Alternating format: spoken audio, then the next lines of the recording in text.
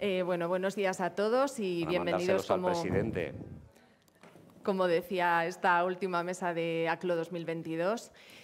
Bueno, ha sido un gusto, ¿no?, en un doble sentido. En primer lugar, pues poder volver a reunirnos después de este parón por la pandemia.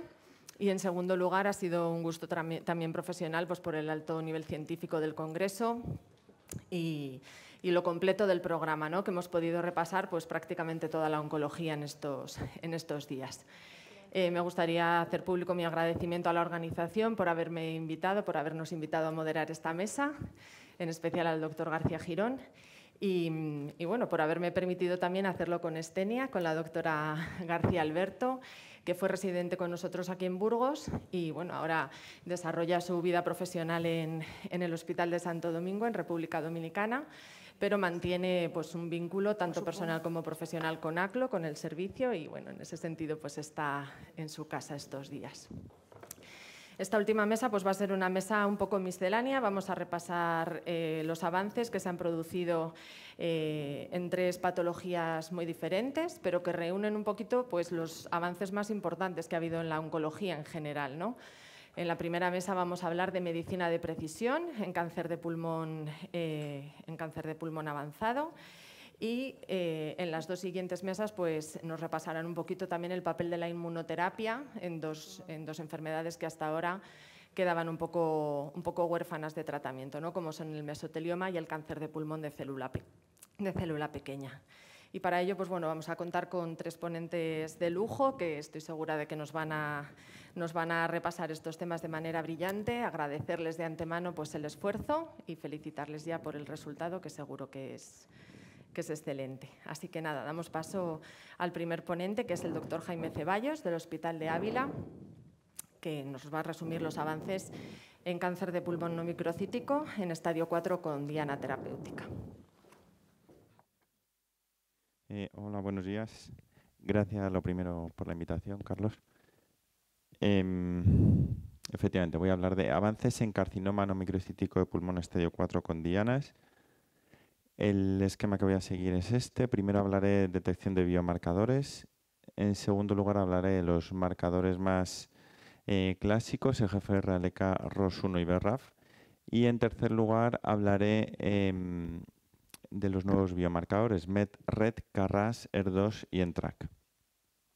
Sobre la detección de biomarcadores, el consenso de la Sociedad Española de la SEOM y de la Sociedad Española de Anatomía Patológica hizo este algoritmo y indicaba hacer la determinación de EGFR, ALK, ROS1 y BRAF en todos los carcinomas no escamosos. Y luego, en carcinomas escamosos, en pacientes jóvenes o en pacientes no fumadores o poco fumadores, daban el índice paquete, el dato de índice paquete año menor de 15, hacer la determinación también de estos biomarcadores, EGFR, ALK, ROS1 y BRAF. Lo que determinaban en el consenso era, una vez que teníamos la biopsia, hacer la determinación inmunohistoquímica TTF1 y P40 para saber si es adenocarcinoma o tumor escamoso, y luego la inmunohistoquímica de PDL1. Y una vez que hemos hecho el PDL1, lo más normal es hacer luego la determinación de ALK y ROS1 por inmunohistoquímica o FISH, y luego la PCR de GFR y BRAF. Y si esos son negativos, hacer entonces la NGS. ¿Cuál es la alternativa que parece que a lo que nos encaminamos? Pues tras hacer la inmunohistoquímica de PDL1, hacer un NGS. Los que habéis estado en SEOM ahora en octubre, se ha presentado como plenaria esta ponencia, la secuenciación masiva como coste efectiva en la determinación de los biomarcadores. Analizaron 9.700 pacientes con tumores no escamosos o escamosos no fumadores y vieron que había beneficio tanto en años de vida como en años de vida ajustados por calidad. Bueno, y proponen que es eso, coste la NGS, coste efectiva y bueno, aquí tenemos otro dato más para en un futuro presionar al Sistema Nacional de Salud para que incluirlo en la cartera de servicios. Sobre los biomarcadores, entramos ya en materia. El primero, el EGFR. se dan un 15% de los adenocarcinomas de pulmón, mujeres, no fumadoras. Tenemos 3 tipos de inhibidores de GFR, primera generación, segunda, tercera. Y voy a dividir el GFR en 3 tipos de mutaciones. Primero, las más frecuentes, la deleción del exón 19 y la mutación L858R, que agrupan en torno al 90% de las mutaciones. Luego hablaré de unas mutaciones poco frecuentes, la G719X y otras 2. Y en último lugar, de la inserción del 20, porque hay unos fármacos específicos para la inserción del exón 20. Como decía, en primer lugar, la deleción del exón 19 o la mutación L858R. De todos conocidos, el estudio FLAURA, que comparaba en primera línea osimertinib frente a TKIs de primera generación, y había beneficio en supervivencia libre de progresión y en supervivencia global. Este es el algoritmo de ESMO, la última actualización en septiembre del 20, se tiene que actualizar en breve. Como todos los tratamientos DIANA, a la progresión, perdón, estoy buscando bueno, a la progresión, si es una oligoprogresión, hay que hacer un tratamiento local del lugar donde ha progresado. Y si es una progresión, y continuar con el tratamiento sistémico. Y si es una progresión sistémica es cuando hay que cambiar el tratamiento en principio. Si ha progresado un TKI de primera o segunda, de todos conocido, hay que hacer el estudio de la T790M, bien por rebiopsia o una biopsia líquida, y si es negativa, rebiopsiar. Si es positiva, osimertinib. Y si ha progresado osimertinib, pues tenemos en principio quimio más menos inmuno. Hay muchos mecanismos de resistencia a los TKIs y se está profundizando mucho. Sabemos que puede pasar a diferenciación de microcítico, por lo tanto el platino toposio sería también una alternativa, y se está estudiando ahora el tema de las amplificaciones del MET. Hay estudios de combinación osimertinib-tepotinib, pero bueno, no voy a entrar. Se está investigando mucho en progresión a TKI. En el segundo grupo de mutaciones de GFR son las mutaciones poco frecuentes, menores de un 10%, y estas 3 principalmente. Las veis situadas, la GT719X en el exón 18, S768I en el 20, y luego la L861Q en el exón 21. Pues bien, se ha hecho los fármacos con una mayor evidencia de beneficio son estos dos, afatinib y osimertinib. Afatinib hizo un estudio retrospectivo de sus estudios, de los LAX-LANG 2, 3 y 6. Cogió este tipo de mutaciones, eran 38 pacientes, y vio que había una tasa de respuestas del 71%, una tasa alta de respuestas, con supervivencia libre de progresión de 10 meses y globales de en torno a año y medio. Y luego osimertinib hizo un estudio ya prospectivo, un fase 2, con 37 pacientes también, y una tasa de respuestas del 50%. Esta es la propuesta de ASCO, publicada en JCO este año, en 2022, y propone para este tipo de mutaciones afatinib u osimertinib. Bien, y por último, dentro de GFR, la inserción del exón 20. Inserción del exón 20, en primera línea se propone quimio más menos inmuno, y en segunda línea hay 2 fármacos, amivantamab y mobocertinib. Amivantamab es un anticuerpo biespecífico de GFR MET y demostró una tasa de respuestas del 40%. Y mobocertinib demostró una tasa de respuestas similar del 28-35%. Tenemos aprobado por la EMA en segunda línea amivantamab y en estudio su financiación. Cambiamos al segundo biomarcador, ALK, reordenamientos ALK, el más frecuente ML4-ALK. Ocurre en un 3-5% de los no microcíticos, adenocarcinomas jóvenes no fumadores, metástasis cerebrales con frecuencia. Y también tenemos 3 generaciones de inhibidores de ALK. Primera, el crizotinib, que sabemos que atraviesa mal la barrera hematoencefálica, llega mal a las metástasis cerebrales. Segunda generación, ceritinib, alectinib, brigatinib, ensartinib, y el de tercera, el lorlatinib. Hay muchos estudios comparativos, voy a ir a los más importantes y los que configuran el algoritmo de tratamiento. En primera línea, alectinib, el estudio ALES, que comparaba alectinib frente a crizotinib. Había beneficio en supervivencia libre de progresión y en supervivencia global. El segundo estudio, el estudio ALTA, brigatinib, un estudio similar, brigatinib frente a crizotinib, tasa de respuesta 71 versus 60% y también beneficio en supervivencia libre de progresión con una hazard ratio de 0,49. Y el tercero, el estudio CROWN de lorlatinib de tercera generación, frente a crizo, también tasas de respuesta similar a los previos, 76% frente a 58% de crizo y una supervivencia libre de progresión también con un gran beneficio, en mediana no alcanzada en lorlatinib y de 9 meses en crizo. Y la hazard ratio más baja de las tres con un 0,28.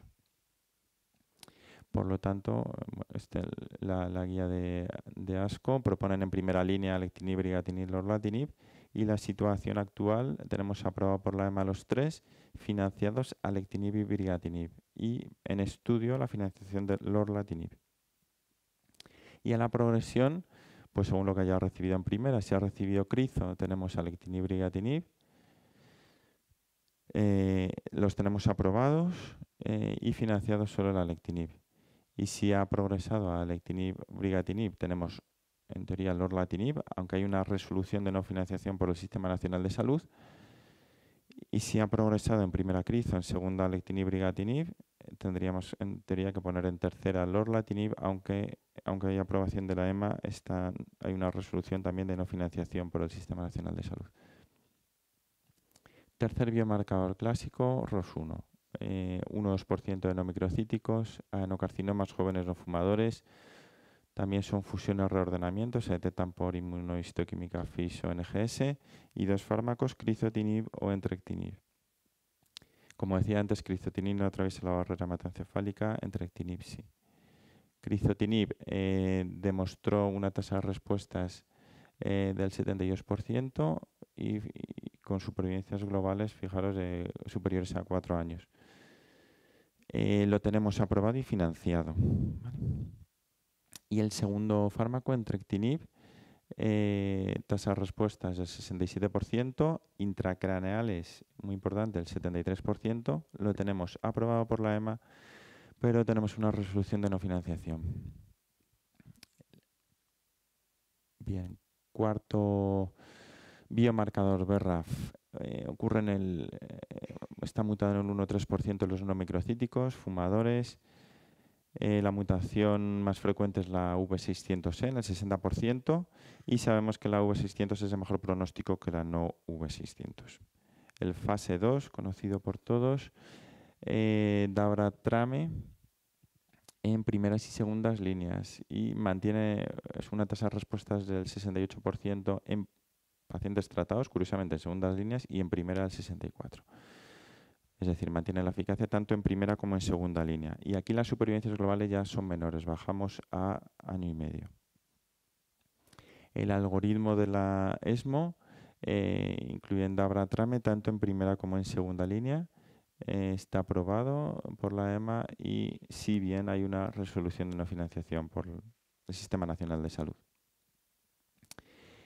Y paso más brevemente a los nuevos biomarcadores para los que todavía no tenemos financiado ningún fármaco.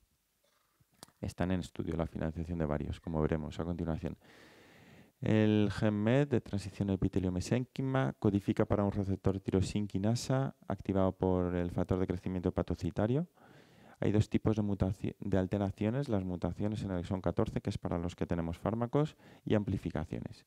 La amplificación de MET la veíamos la comentaba antes, en mecanismo de resistencia a los TKIs de primera y segunda generación en EGFR. Pues bien, dos fármacos para MET son 14, la mutación. Capmatinib, tepotinib. Capmatinib se publicó hace 2 años este estudio en primeras y segundas líneas, un fase 2, y veíamos tasas de respuesta en primeras muy altas, casi el 70%, y en segundas del 40%, segundas terceras, en pacientes pretratados. Y el tepotinib, también en pacientes en segundas terceras líneas, tasas de respuestas del 46%. ASCO lo propone en primeras o segundas líneas y lo tenemos aprobado por la EMA en segunda línea. Y los dos, Capmatinib y Tepotinib, y la financiación en estudio de los dos. El siguiente biomarcador, RET, son fusiones, reordenamientos, igual que ALK-ROS1. Ocurre en un 1% de adenocarcinomas, pacientes más jóvenes, no fumadores. Inicialmente se hicieron estudios con cabozantinib, andetanib, utilizados, que se empezaban a utilizar en RET, en carcinoma medular de tiroides, y aquí en cáncer de pulmón la tasa de respuestas no era muy alta, era en torno al 20%. Luego hemos tenido otros fármacos más eficaces, selpercatinib y pralsetinib. Selpercatinib, con una tasa de respuestas, fijaros, casi de las más altas de la presentación, 85% en primera línea, y en pacientes pretratados el 64%, y supervivencia libre de progresión de año y medio. Pralsetinib, muy similar, tasas de respuestas muy altas, tanto en primeras como en segundas, y supervivencias calcadas a selpercatinib. La propuesta de ASCO, el algoritmo, selpercatinib, pralsetinib, primera o segunda, y la EMA lo aprobado en segunda línea, y también tenemos en estudio la financiación. CARRAS. CARRAS está mutado en el 20-25% de los adenocarcinomas, es decir, más que los EGFRs, es la mutación más frecuente en adenocarcinomas. Ocurre, a diferencia de otros biomarcadores, más en fumadores, y es per se un factor pronóstico, está asociado per se a una peor supervivencia. La mutación más frecuente es la G12C, el 50% de las mutaciones CARRAS, y para este tipo de mutación G12C tenemos dos fármacos, sotorasib y adagrasib. El año pasado se publicaron los resultados de sotorasib.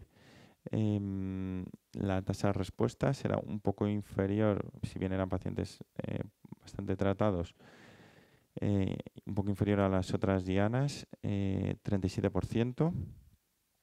Y se han comunicado en ESMO el fase 3, el CodeBreak 200, que comparaba en segunda línea sotorasib frente a docetaxel, segunda línea.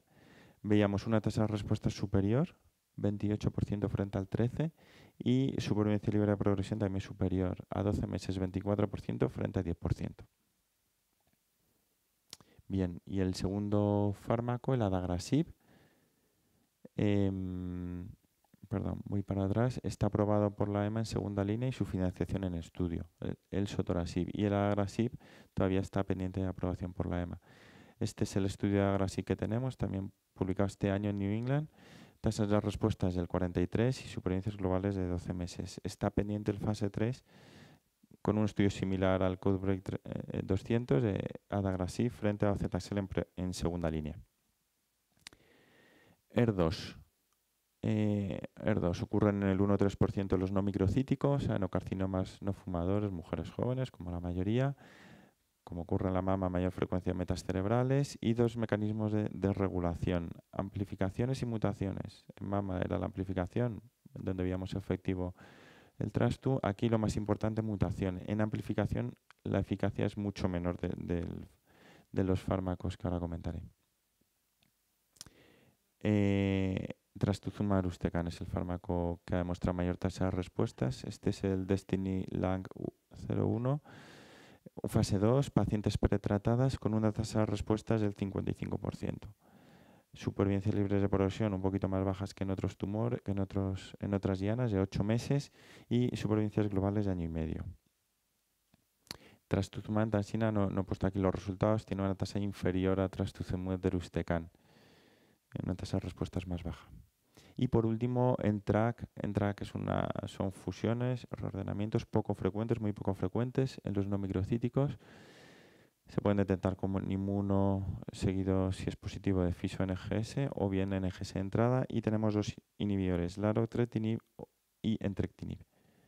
Larotrectinib, este es el estudio, son estudios basket, donde incluyen todo tipo de tumores. Sabemos que los ENTRAC se dan más en tiroides, en tumores poco frecuentes, sarcomas, etc. Pues bien, en este estudio basket había 12 pacientes con cánceres de pulmón y la tasa de respuestas de 9 pacientes, por tanto un 75%. Pues son pocos pacientes. Y el segundo fármaco, entrectinib, otro estudio basket con 10 pacientes y respondieron 7, 70% de tasa de respuestas. Las guías americanas contemplan tanto entrectinib como larotrectinib en primeras o segundas líneas. Está aprobado por la EMA independientemente de la línea, primera o segunda, si bien hay una resolución de no financiación en España. Bueno, finalizo mis conclusiones. Además de los biomarcadores clásicos, disponemos de nuevos biomarcadores. Ya existen tratamientos eficaces dirigidos frente a los nuevos biomarcadores, si bien todavía no están financiados ninguno de ellos, y es necesario incorporar a la práctica clínica la detección de estos biomarcadores. Muchas gracias.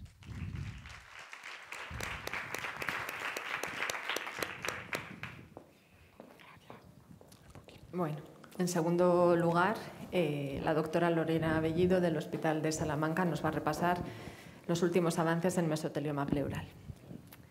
Bueno, buenos días a todos. En primer lugar, por supuesto, es un placer estar aquí después de estos años con todos vosotros. Agradecer a la organización la invitación.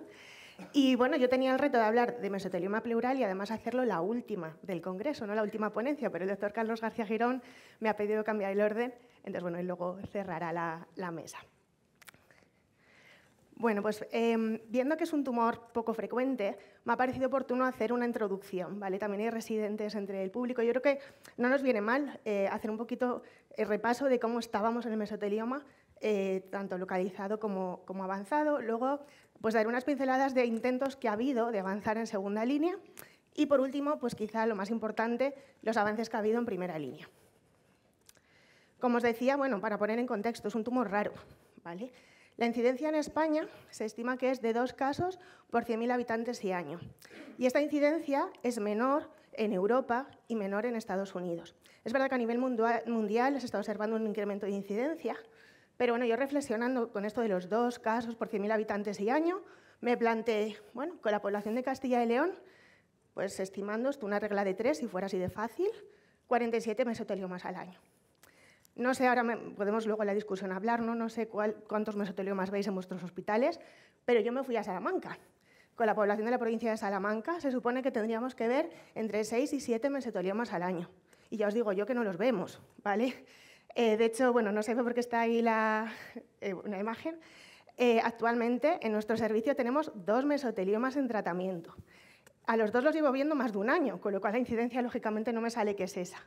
¿Qué explicación tiene esto? Bueno, pues porque esto no es una regla de 3 y esta enfermedad no es igualmente frecuente en todas las regiones de España, ¿no? Hay un pequeño trabajo que trataba de analizar, que es el que veis a la derecha, la incidencia, y vemos cómo pues, es más frecuente en Navarra, Asturias, País Vasco, Murcia, y lo que tenéis a la izquierda no es incidencia del mesotelioma, porque no he encontrado ningún mapa así de bonito con la incidencia del mesotelioma, pero es el número de enfermedades profesionales, asbestosis, que están declaradas en esos territorios. Y si os fijáis en Castilla y León, pues quitando Valladolid, que lo ves ahí en naranja, que sí que tiene una mayor incidencia, pues la verdad es que el resto de provincias estamos con una incidencia baja. Entonces seguramente esto justifique que yo no vea 6-7 mesoteliomas al año, veo bastante menos.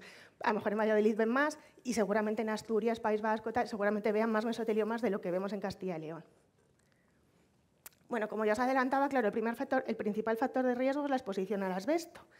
Esto hace bueno, pues que sea más frecuente en hombres que en mujeres, 3 veces más frecuente esta enfermedad en el sexo masculino, y la edad media de diagnóstico está en torno a los 70 años.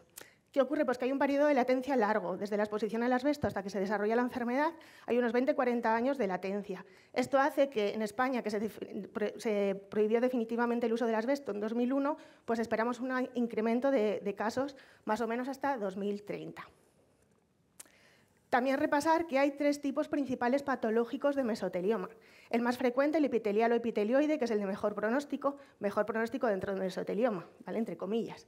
El sarcomatoide, que es el menos frecuente y el de peor pronóstico. Y luego hay otro grupo ahí que es mixto bifásico, pues con un pronóstico intermedio. Como ya he avanzado, tiene un mal pronóstico, ¿no? Y todos sabéis que un mesotelioma sin tratar pues raramente va a llegar a vivir más de medio año, rara vez va a llegar al año. Incluso los tratados pues veréis como ahora pues las medianas de supervivencia rara vez pues eso, sobrepasan el año y medio, ¿no? Esto, lógicamente, es un reto. Es verdad que en pacientes seleccionados que podemos hacer un tratamiento multimodal con cirugía, quimio, radioterapia, pueden tener supervivencias más prolongadas. Pero bueno, lo que encontramos es que la supervivencia a 5 años es inferior al 10%. ¿Qué factores se asocian en esta enfermedad a un peor pronóstico? Bueno, pues algunos ya los intuimos. Lógicamente, el TNM si es un estadio avanzado, el mal estado general del paciente, y luego hay otros, pues como el subtipo no epitelioide, la sobreexpresión de PDL1 y algunas alteraciones analíticas que también hay trabajos que las correlacionan con un peor pronóstico, como la anemia, leucocitosis o la trombocitosis. Y bueno, como en todos los tumores, claro, pues clasificamos, ¿no? El mesotelioma. Quizá lo más importante es saber si la enfermedad es potencialmente resecable o no lo es. Los T1 son tumores que afectan a la pleura, en cualquiera de sus vertientes, en principio resecables. Los T2, aparte de la pleura, van a afectar o al diafragma o al pericardio, pero también pueden ser resecables. Los T3 ya son tumores localmente avanzados y que bueno, pueden plantear dificultades, pero en principio podrían ser potencialmente resecables. Por ejemplo, un mesotelioma que infiltre la grasa mediastínica, pues se podría resecar. Y sin embargo, los T4 ya son técnicamente irresecables, infiltran estructuras ya que no podemos plantear quitar. La N, pues bueno, como en otros tumores, según estén afectados los ganglios o no y su localización, clasificamos N0, N1, N2. Y la M, según haya metástasis o no. Y al final, pues hacemos la estadificación. Bueno, a ninguno se os escapa que todos los T4 y todos los N2 van a ser claramente irresecables. Y luego los demás, pues habrá que ver. Y con cirujanos expertos, como siempre, comité multidisciplinar y valorar. Bueno, el plan terapéutico en esta enfermedad, ¿de qué depende? Pues como siempre, de varios factores. Lógicamente, de la avanzada que esté la enfermedad, del paciente que tenemos delante, ¿no? De su estado general, de su comorbilidad, y también veréis como la histología, ¿vale? Que va a también influir, por lo que os decía del pronóstico epitelioide o no epitelioide, lo que podamos hacer. Y esto nos lleva a planificar un tratamiento bien con intención curativa o con intención paliativa. Y estos serían pues, como los dos grandes bloques, ¿no? Si tenemos un paciente candidato a cirugía, vamos a plantear un tratamiento multimodal combinado, que incluya cirugía, quimioterapia y en algunos casos seleccionados radioterapia. Y si tenemos un paciente que no es candidato a cirugía, vamos a centrarnos en un control sintomático del derrame. El pilar fundamental va a ser el tratamiento sistémico, luego veremos si quimio u otras cosas, y en algunos casos la radioterapia paliativa. De la cirugía, recordar principalmente dos técnicas, ¿vale? Que las tenéis ahí. La pleurectomía de corticación, que puede ser más o menos extendida, que es quitar la pleura y a veces pues, parte del pericardio o parte del diafragma si están afectados. Luego, la neumonectomía extrapleural radical, ya quitamos, aparte de esas estructuras, el pulmón ipsilateral. ¿Qué ocurre? Pues que aquí no hay datos claros. Como veis, hay pues, datos limitados, no está delimitado cuál es el mejor abordaje quirúrgico, no hay un claro beneficio en supervivencia en estudios randomizados.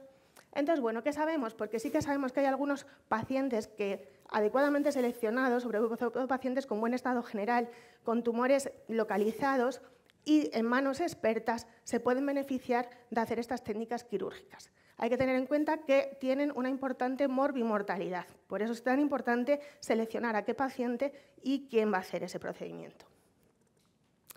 Y bueno, pues si tenemos un paciente que ya hemos descartado que no es resecable el tumor o el paciente no es operable, como os decía, ¿en qué nos centramos? Bueno, muchos de estos pacientes, lógicamente, debutan con un derrame pleural. Tenemos que intentar controlarlo. ¿Cómo? Pues con pleurodesis, drenajes pleurodesis, catéteres tunelizados, bueno, pues varias técnicas, como conocéis. ¿Y tiene algún papel el otro tratamiento local, la radioterapia? Pues la verdad es que tiene un papel controvertido. Es verdad que el mesotelioma es moderadamente sensible a la radioterapia, pero tiene un riesgo de toxicidad importante y no ha demostrado ningún estudio clara mejoría en supervivencia. Por tanto, lo mismo, paciente individualizar y no está muy claro. ¿Y radioterapia paliativa? Pues sí, para tratar el dolor, una disfagia, una obstrucción de la vía aérea, es una opción. Y ahora nos queda el bloque, ¿no? Del que más nos ocupamos los oncólogos médicos, que es el tratamiento sistémico, que vemos cómo tiene un papel importante tanto en enfermedad operable como en enfermedad avanzada. Y podemos decir, y todos lo sabéis seguro, que el estándar hasta ahora ha sido cisplatino pemetrexed, que ahora veremos el estudio en el que se basa esta afirmación. Cuando un paciente no es candidato a cisplatino, podemos cambiarlo por carboplatino, y a diferencia del cáncer de pulmón no microcítico, aquí en mesotelioma no se ha demostrado claro beneficio en hacer mantenimiento con pemetrexed. Aunque bueno, si leéis revisiones de expertos y demás, pues un poco la opinión está dividida, ¿no? Hay quien sí lo hace, hay quien no, pero es verdad que no tenemos un estudio como en cáncer de pulmón que indique que esto mejora la supervivencia de los pacientes. Y bueno, el estándar 4 o 6 ciclos. Este es el estudio que os decía, que es el que llevó a que cisplatino pemetrexed sea el estándar. Es cisplatino pemetrexed frente a cisplatino en mesotelioma pleural no resecable. Mejoró la supervivencia global y la supervivencia libre de progresión y también el porcentaje de respuestas. Y a partir de ahí pues empezamos a usar cisplatino pemetrexed como primera línea. Ha habido otro estudio positivo, que fue el añadir, es este estudio, el MAPS, que es añadir Avastin, bevacizumab, a cisplatino pemetrexed. Y fue un estudio positivo. Mejoró también la supervivencia global y la supervivencia libre de progresión. Es verdad que a costa de una mayor toxicidad cardiovascular. Vemos como un cuarto de los pacientes tienen toxicidades grado 3-4 cardiovasculares. Y bueno, al final la EMA nunca llegó a aprobar este esquema. Por eso yo creo que en nuestro medio no lo hemos utilizado, o apenas, no lo sé, luego me lo diréis, yo al menos no. Y bueno, pues sí que, por ejemplo, veremos cómo la FDA sí que lo tiene entre las opciones. Por otra parte, aparte del bevacizumab, se han ensayado múltiples antiangiogénicos, en monoterapia, en combinación, como mantenimiento, pero sin claro beneficio. Y entonces, bueno, tenemos claro que la primera línea era cisplatino pemetrexed y ¿qué hacíamos en segunda línea? Bueno, pues antes de llegar a la inmunoterapia, realmente ningún tratamiento había demostrado mejorar la supervivencia frente al tratamiento de soporte en ensayos clínicos randomizados. Entonces, pues lo que hacíamos era, si el paciente podía ser candidato a un ensayo clínico, ofrecerle un ensayo clínico, y si no, pues valorar un poquito el tiempo que había pasado desde que había recibido el platino pemetrexed. Y planteábamos si podía ser candidato a un retratamiento, o bien, si no, pues a otras opciones de quimioterapia como gencitabina o vinorelbina, con beneficios modestos, pero es lo que teníamos, no había otra cosa. Y bueno, ¿cuándo ha llegado la inmunoterapia?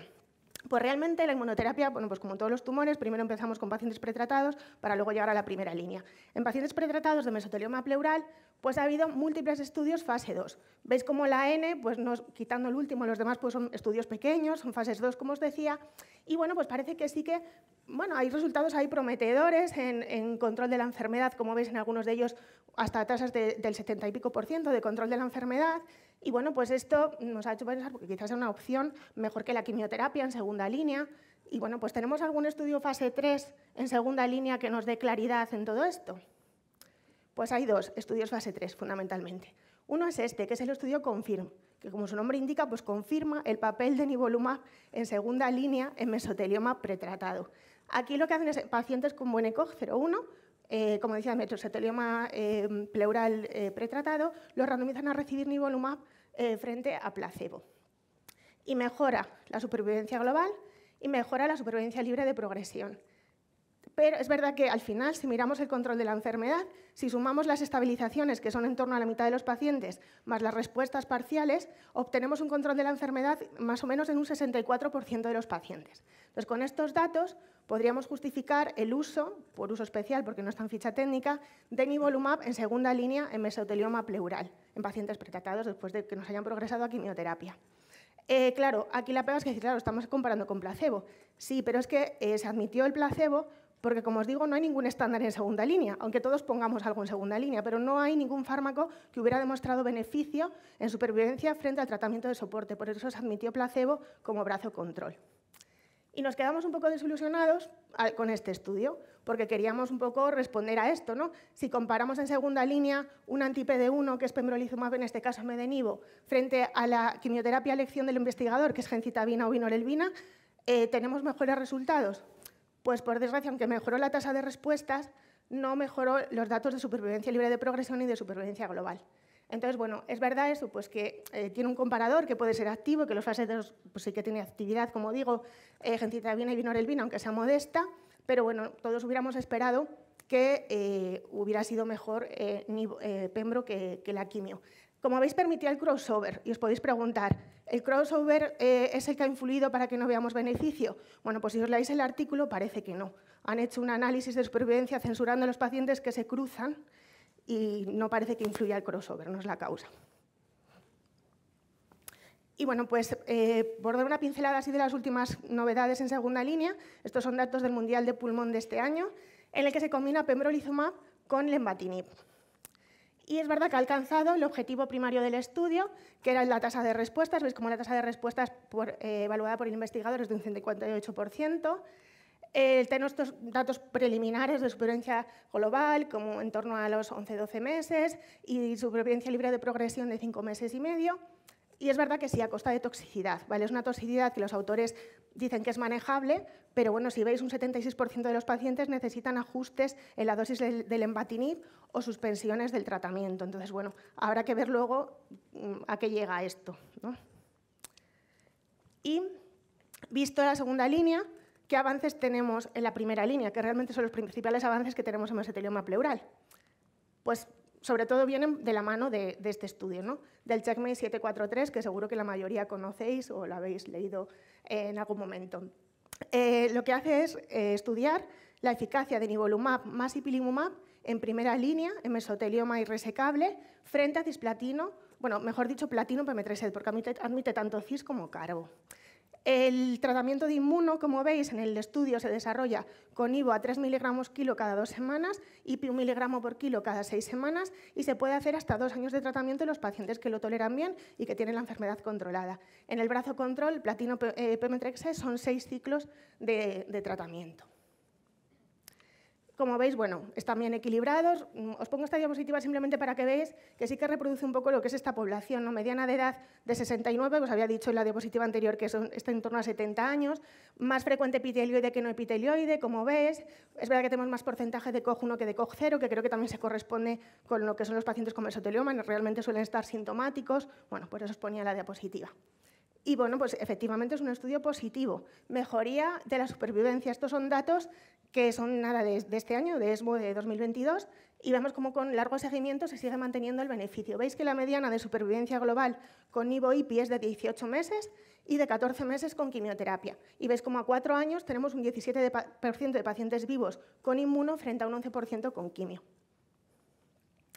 En el análisis por subgrupos, en general, pues hay un beneficio en todos ellos. Vamos a ver alguno con un poquito más de detalle, ¿no? Que pueda tener interés. Esto es el análisis por subgrupos de la histología. A la izquierda veis el epitelioide, a la derecha el no epitelioide, y veis cómo la cifra de supervivencia global es igual con IPI-NIVO en ambas histologías, 18 meses. Sin embargo, lo que se comporta de manera diferente es la quimioterapia. Veis cómo la quimioterapia obtiene el doble de supervivencia global en epitelioide que en no epitelioide. Y eso hace que en no epitelioide las curvas se separen de manera clara y no tan clara en el epitelioide, y que en epitelioide no alcance la significación estadística. Pero recordad, análisis por subgrupos, y ya digo, luego podemos discutir si esto nos puede llevar a conclusiones o no de en qué subtipo utilizar cada cosa. Esto también, bueno, es un análisis descriptivo que hicieron por PDL1.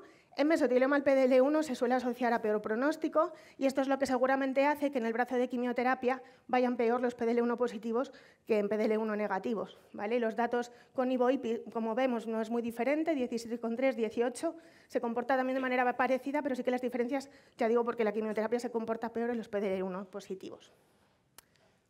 En cuanto a la supervivencia libre de progresión, si vemos los datos, esta es la gráfica de 3 años, las curvas se entrecruzan y, de hecho, si veis las medianas, son 6,8 para nivo-IPI y 7,2 para quimio. Entonces diríamos, son iguales, ¿no? Pero fijaros en luego la separación de las curvas, ¿vale? Si veis a 3 años, tenemos un 14% de pacientes libres de progresión con inmuno, frente a solo un 1%, ya casi no quedan pacientes libres de progresión con quimio, y tenemos los datos ya a 4 años, 9%, casi 10% de pacientes libres de progresión con la inmuno, frente a ningún paciente que da libre de progresión con la quimioterapia.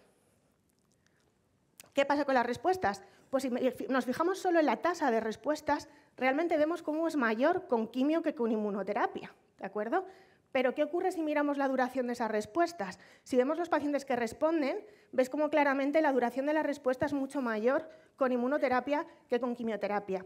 Entre los que responden, casi un 30% de pacientes se mantienen en respuesta a 3 años con la inmuno, un 16% se mantienen en respuesta a 4 años. Frente a que con quimioterapia, pues vemos como ninguno a ese seguimiento se mantiene en respuesta. ¿Y qué ocurre con la toxicidad? Porque, claro, nivo-IPI, pues sí, es verdad, es un régimen que puede tener toxicidades importantes. Bueno, pues sí que hay más suspensiones del tratamiento debido a efectos adversos grado 3-4 en el brazo de nivo-IPI, como veis, pues un poquito mayor del 15%, pero bueno, es verdad que son toxicidades que cada vez estamos aprendiendo a manejar mejor. Con los efectos adversos inmunomediados, la verdad es que no hay ninguna sorpresa, el perfil es el esperable. Y bueno, recalcar que realmente toxicidades inmunorrelacionadas graves, grados 3-4, son menos de un 5%. ¿Y qué ocurre en esos pacientes que tenemos que suspender el tratamiento porque tienen toxicidades importantes? ¿Esto compromete la eficacia? Pues no, ¿vale? Y lo tenéis aquí en la gráfica. La curva punteada son los pacientes que suspenden el tratamiento por toxicidad y la curva de abajo, la continua, es todos los pacientes randomizados. Realmente, como veis, parece que esos pacientes van incluso mejor y vemos cómo tenemos un 34% de pacientes a los que le hemos suspendido el tratamiento y mantienen la respuesta a los 3 años. Por tanto, los autores lógicamente concluyen que nivo-IPI sería el estándar en primera línea mesotelioma pleural irresecable, independientemente de la histología, ponen ellos además. Y bueno, ¿qué nos dicen las guías y las recomendaciones de expertos? Bueno, pues SEOM, las guías son de 2020, entonces siguen recomendando platino PM3-SET, aunque ya apuntan como opción de futuro los resultados del CheckMate 743.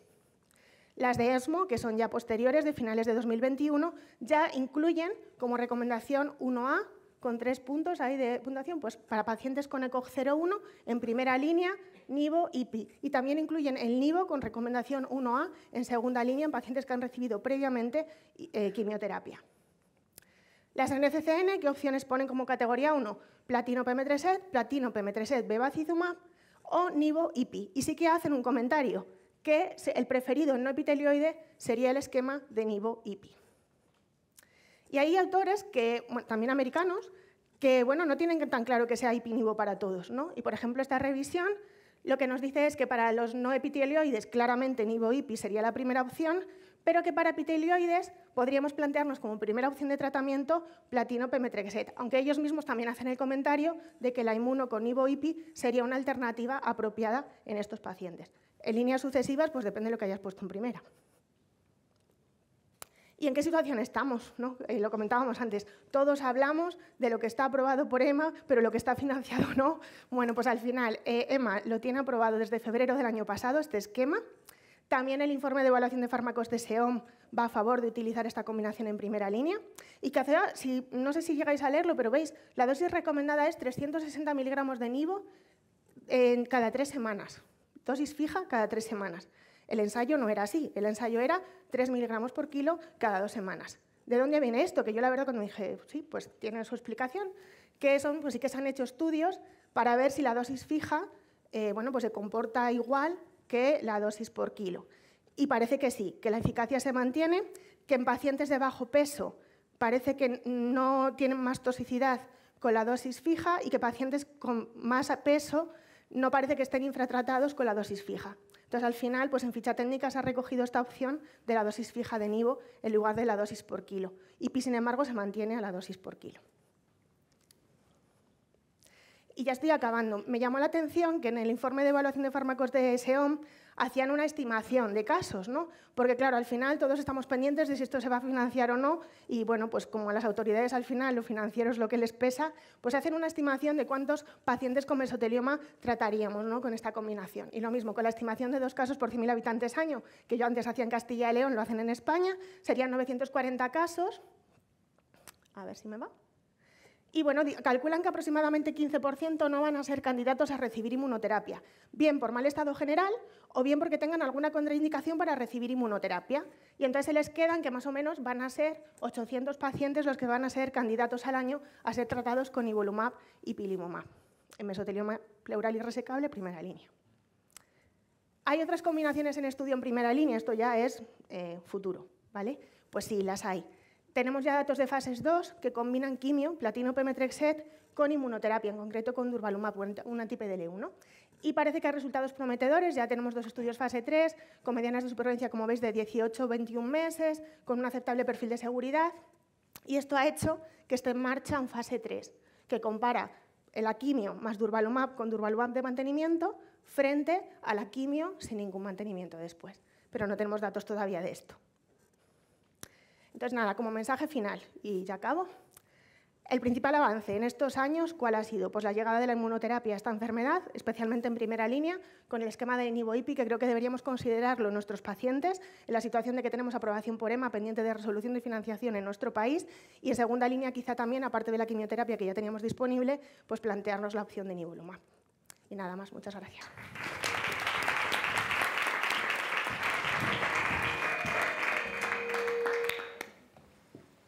Bueno, y cerramos ya la mesa con la última presentación. El doctor García Girón nos va a repasar un poco los avances en microcítico de pulmón, en cáncer de célula pequeña. Bueno, pues en principio buenos días. Te agradezco, Lorena, que me dejes ser el último, porque creo que soy el último y sobre todo porque tú no eres la última, tú eres un valor profesional en esta comunidad. Entonces, por este doble motivo, pues te agradezco, digamos, que me permitas concluir el congreso.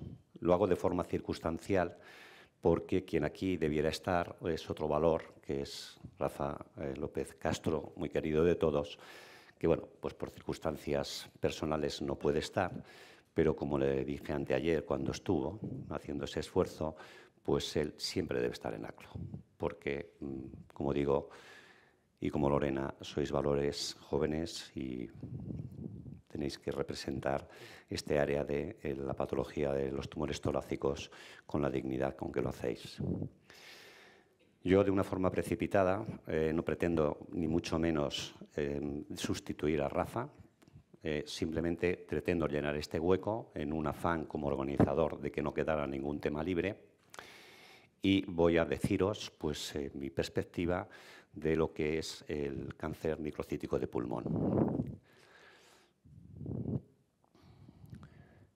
Haciendo un poquito de historia, estamos a 100 años de la identificación de lo que es el cáncer microcítico de pulmón, cuando en 1926 Barnard lo distingue de lo que llamaban sarcomas o ACEL, o de células en avena, mediastínico. Él interpreta que dentro de ese grupo, seguramente un grupo muy heterogéneo, hay un grupo de cánceres, hay un grupo de sarcomas que son cánceres de pulmón. En el año 59, un patólogo, desde un punto de vista morfológico, distingue este grupo de cánceres de pulmón que había descrito o que había reconocido Barnard y como morfológicamente distinto de los otros cánceres de pulmón. Ahora entendemos que hablemos de cáncer microcítico de pulmón y cáncer no microcítico de pulmón. No se fragua esa terminología, pero sí el concepto que nos arrastra hasta hoy. Y hoy hablamos en esta charla de microcítico y las 4 previas han sido de no microcítico. Ahí está el concepto original.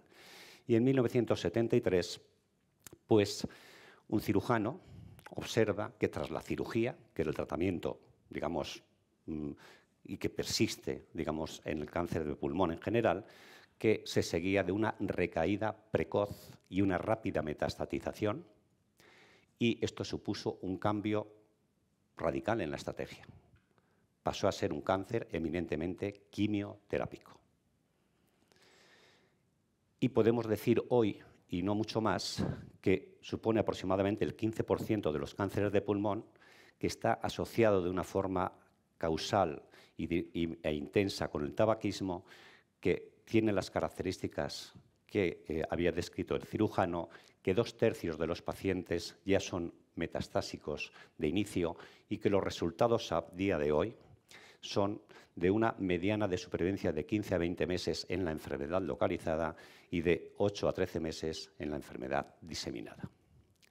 Me viene muy bien este artículo del año 1999 para describir los primeros 20 años de tratamiento quimioterápico del cáncer microcítico de pulmón, en que se recogen 21 ensayos en fase 3 y la epidemiología de esos años de acuerdo a SER, con una tasa de respuesta que he tenido la paciencia de registrar de casi el 55%, que era brutal para aquellos años.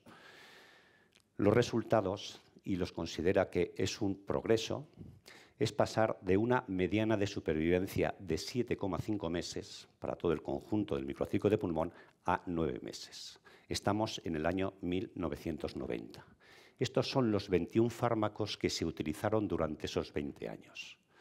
De estos 21 fármacos quedaron 7, realmente 5. 2 platinos, 2 antraciclinas, 2 inhibidores del uso mitótico, una epipodofilotoxina, el etoposído, un alcaloide de la vincristina y la clásica ciclofosfamida, para dar lugar a 2 regímenes. El régimen CAP, y el régimen PE, platino etopósido. Cuando estos dos regímenes, digamos, van apareciendo como en un extracto de esos 21 fármacos, tenemos que CAP, la combinación de ciclofosfamida, antraciclinas y alcaloides de la vinga, es el régimen de los años 80. Yo comencé oncología con el CAP. Se fue incorporando poco a poco el etopósido, mostrando que tenía mejores resultados en enfermedad extensa y que el platino etopósido en los refractarios a CAP funcionaba en el 50% de los pacientes. De forma que lo lógico era enfrentarlos PEP frente a CAP, mostrando que eran equivalentes, pero había una mayor respuesta con P y había menor neutropenia y fiebre. De forma que P es el régimen estándar desde los años 90.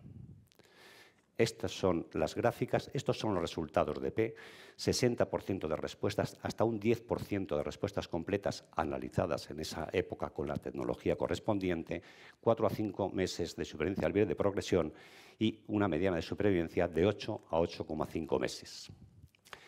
Desde el año 1990 a 2010, estos son los fármacos que han pasado el filtro de actividad en célula pequeña.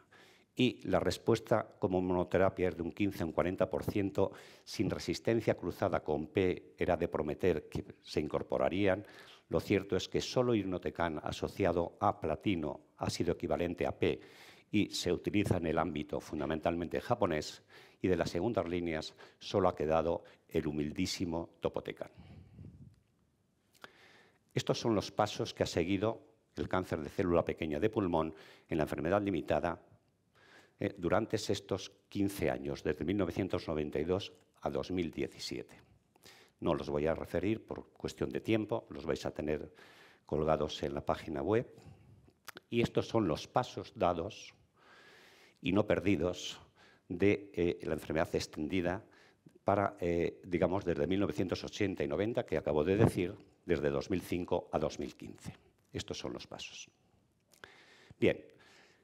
Haciendo un pequeño paréntesis y en honor, digamos, a sentirnos españoles, pues tenemos un fármaco que es la lurbinectedina, que es un derivado de la trabectedina, es un inhibidor de los factores de transcripción que tuvo la fortuna en un fase 2 de mostrar en 105 pacientes una respuesta objetiva del 35%, que, digamos, con una supervivencia libre de progresión de casi 4 meses y una mediana de supervivencia de 9,3 meses, que se comparaba muy favorablemente con topotecan, con anrubicina, que eran fármacos que se han venido desarrollando, y con brazo control del Checkmate 331 con quimioterapia, que tenía pues, anrubicina y topotecan. Esto hizo que se aprobara, y a veces en la vida hay suerte, en este caso me alegro porque es un fármaco español, pero cuando pasa al fase 3, no es superior al humilde topotecan ni al humilde CAP. De forma que sigue siendo el humildísimo topotecan el único hallazgo que desde el año 1990 hasta 2021 tenemos como fármaco nuevo. De forma que estos datos que os he presentado antes, es verdad que soy muy fotogénico, pero digamos no me quites la pantalla. ¿Sabes? Porque tampoco la gente va a acabar cansada de verme. Digo porque hay veces que no veo los datos. Bien, y ahora la pregunta es la inmunoterapia. La inmunoterapia, en segunda línea, son estos 5 estudios, en torno a 4 fármacos, nivo, pembro, atezo y durva. Los resultados no pueden ser más humildes. Son segundas o terceras líneas, que me da igual, pero si miramos con cierto detenimiento, pues tenemos que responden pocos, entre un 10 y un 20%, pero ¿cuánto dura esa respuesta? En torno a año y medio. Y eso tira de la supervivencia hasta presentar supervivencias en segundas líneas a 24 meses de hasta el 20%. Lo que habíamos visto siempre. Con lo cual, en principio, los resultados, como digo, son humildes, pero plantean una hipótesis.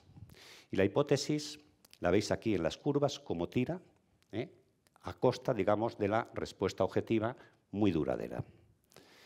De forma que con esos datos solamente, y sobre todo ante la ausencia de fármacos, la FDA aprueba tanto Nivo como Pembro en 2018 y 2019 como terceras líneas. Supongo que después del topotecan. Bien, pasamos a primera línea, y en primera línea estos son los 6 estudios que en este momento que disponemos datos. 5 de ellos son fases 3, el primero, de los 3 nombres, Ecocacrin EA5161, es un fase 2. Donde pongo P es que puede ser cisplatino o carboplatino, en los que pone CB se entiende que es carboplatino. El P, digamos, está representado por cualquiera de los 2 fármacos en general, y IO es la inmunoterapia con el P. Bien, estos son los resultados de los estudios, los voy a poner todos seguidos, porque no pretendo que os lo sepáis, pero podemos decir que en mediana de supervivencia hay un incremento medio de 2 meses en la mediana de supervivencia. Es discreto, es verdad, pero es la primera vez que en 40 años obtenemos un aumento en esa supervivencia, la mediana de supervivencia. Pero el dato más relevante, sin duda, es la supervivencia a largo plazo. 2 de los estudios tienen ya un seguimiento de 43 y de 39 meses. Por tanto, son datos reales. Y vemos cómo esa supervivencia del brazo control se multiplica por 3. Pasa de un 5% a un 15%. Entonces, esto me parece que es lo relevante. Estas son las curvas de los 2 estudios con mayor seguimiento. De forma que tanto la FDA como la EMA aprueban, a partir de los estudios IMpower y Caspian, a partir de Atezo y Durvalumab, como primera línea asociado a PE. Bien, eso es una serendipia en medicina. Esto ha sucedido, como pasa siempre, pues cuando viene un fármaco nuevo lo unimos al mejor de los anteriores y vamos a ver si tira para adelante. Pues casi siempre en medicina todo es una serendipia. A veces va precedido de una hipótesis que si se ha hecho antes llamamos hipótesis, o razonamiento que si se hace antes llamamos hipótesis, y si lo hacemos después lo llamamos justificación. Al fin y al cabo, es así como funcionamos, y sí que hay una hipótesis suficiente para saber que el cáncer de células pequeñas de pulmón es de los cánceres que más mutaciones tiene en este estudio germinal de Bolkestein, que para mí ha sido, digamos, siempre un estudio de referencia. De forma que vamos a encontrar una media de unas 8 mutaciones por megabase, es decir, por millones de bases, por millón de bases. Este es otro estudio germinal de George que nos dice cuáles son aquellas mutaciones o alteraciones más importantes. Las voy a resumir a 3 diapositivas.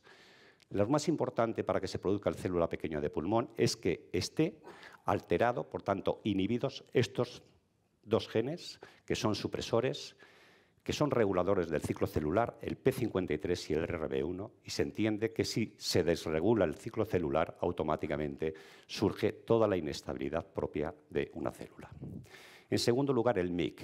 El MYC está en la fase posmitótica. Por tanto, si ya viene loco el ciclo celular, posmitóticamente aumentan todavía más digamos, el tipo de alteraciones que ya de las que viene precedido. Y en tercer lugar está el Notch. Las 4 que voy diciendo son vías. No son genes únicos, no es un EGCR, no es una ALECA, son vías. Y son vías supresoras o con genes que dominan la supresión. A veces me gusta más decir regulan negativamente. El Notch es el responsable, como gen supresor, de las características neuroendocrinas del célula pequeña de pulmón. Es decir, de hacer que el célula pequeña de pulmón sea un tumor bien diferenciado. Bueno, pues en torno a lo que llamaríamos 4 factores de transcripción, y vamos a saber primero qué es un factor de transcripción. Es una proteína cuya, digamos, hábitat es el núcleo. Por tanto, son proteínas nucleares que van a actuar sobre los reguladores de los genes, que pueden estar a mucha distancia del propio gen, para activarlo, inhibirlo, favorecer metilaciones. Por tanto, el problema no está tanto en el genoma, sino un poquito más abajo, en la zona de transcripción. Estos, no voy a decir los nombres en inglés porque no sabría, pero sus siglas son ASCL1. Es un factor de transcripción regulador del fenotipo neuroendocrino, sobre todo del aspecto endocrino del neuroendocrino. El NeuroD1 es otro factor de transcripción, por tanto, otra proteína nuclear reguladora del fenotipo neuroendocrino, pero en este caso más del neuro que del endocrino. El POU2F3 es otro factor de transcripción supresor del fenotipo neuroendocrino. Y el YAP es un factor de transcripción inductor de la transición epitelio-mesenquimal. Estos están presentes en general en todos los cánceres de célula pequeña de pulmón. Y en torno a estos 4 parámetros se hace un análisis que se ha venido históricamente haciendo de forma sucesiva y hemos ido viendo cómo se ha ido clasificando, esos son los subtipos moleculares, en célula pequeña en función de la presencia de estos factores de transcripción. Pero el estudio, digamos, también germinal, es el estudio de Rudin, en que él, con los 4, establece 4 subtipos. El subtipo A del ASLC, el subtipo N, el subtipo P, el subtipo Y o YAP. Y, para que lo entendamos mejor, los subtipos que están a la derecha son cánceres de células pequeñas de pulmón no neuroendocrinos. Pierden sus características o no las tienen. Y los que están a la izquierda, el A y el N, son fenotipo fundamentalmente neuroendocrino. De forma que esta gráfica, que la habréis visto con frecuencia, fijaros en el amarillo y veis que tenemos un A dominante, amarillo, con el ASLC1 en la derecha. En el LN tenemos el neuro de 1. En el POU2F3 tenemos el subtipo P y en el último lugar tenemos el YAP, el subtipo Y. La incidencia que encuentra Rudin es de un 70% con el fenotipo A, un 11% con el fenotipo N y un 16% con el fenotipo P y un 2% con el YAP. Es verdad que el YAP muchos no lo encuentran y ha quedado en entredicho. Este estudio de Rudin lo hace sobre el estudio de George, 81 casos de cáncer de pulmón quirúrgicos. Y sobre estos 81 casos, otro de los estudios germinales es el de Gay, que crea un panel de 1.300 genes y lo aplica sobre lo mismo que ha hecho Rudin. Y dentro de ese panel mete muchos genes que determinan el estado, digamos, inmunológico. Y establece un tipo nuevo. Vale, ya me parece esto. Un tipo nuevo que es el inflamado, el azul. Fijaros en el color fundamentalmente amarillo para entender la diapositiva. Lo que tiene de parte de panel, veis aquí que es inmune, y lo que tiene no neuroendocrino, cómo se centra en color ocre y amarillo en el grupo 3, y el grupo 3 es el inflamado. Por tanto, abandonamos el YAP, mantenemos el A, el N y el P, y introducimos el I, el inflamado.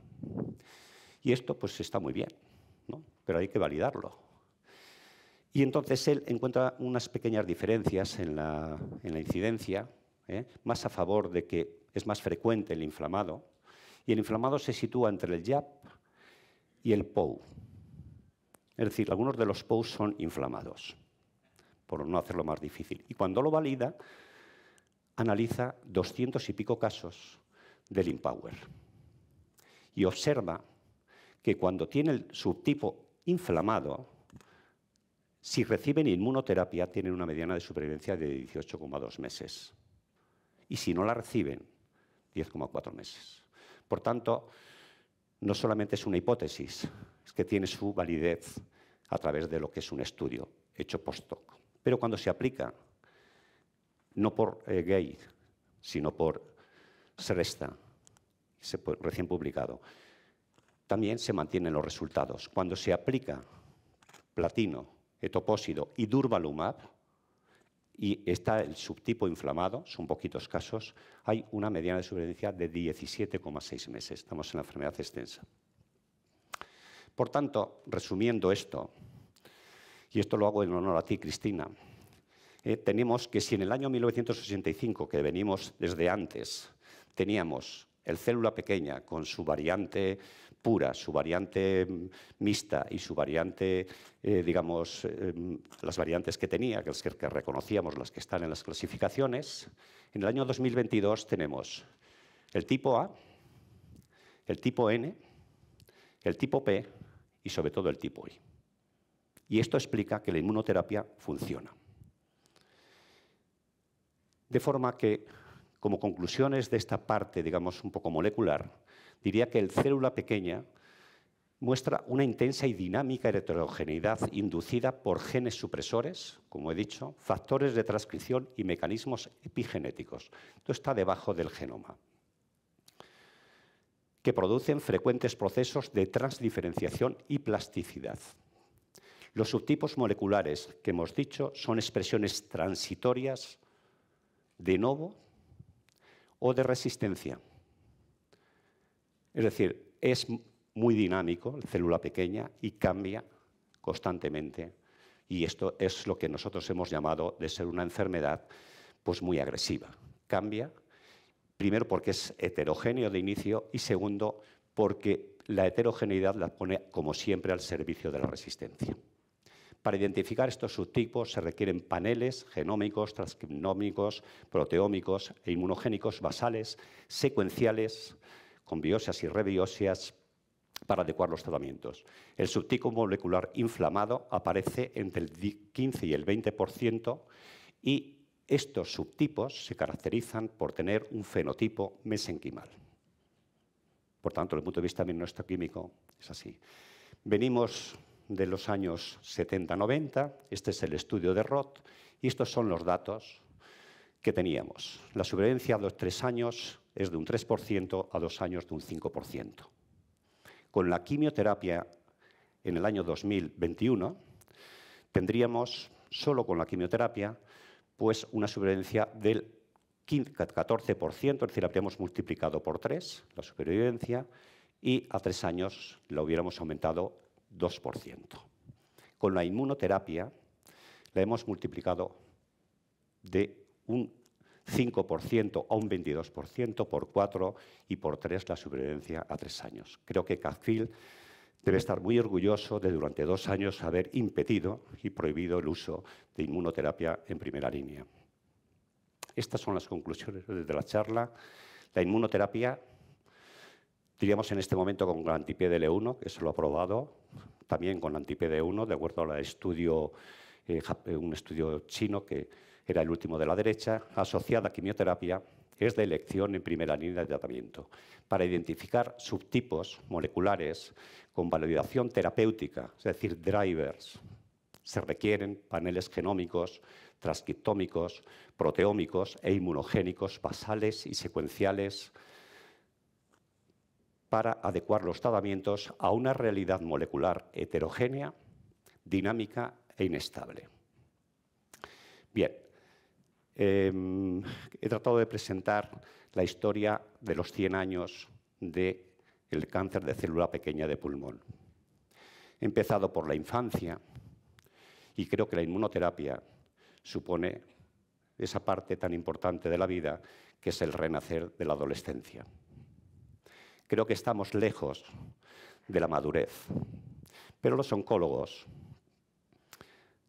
tenemos la sublime misión de ser los padres de una estirpe muchas veces estigmatizada, que es de los enfermos de cáncer de pulmón microcítico, estigmatizados por estos datos. Debemos protegerles, cuidarles y trabajar intensamente, aportar cuanto antes los resultados de los que somos conscientes, porque las estirpes condenadas a 100 años de soledad no tenían segunda oportunidad sobre la tierra. Muchas gracias.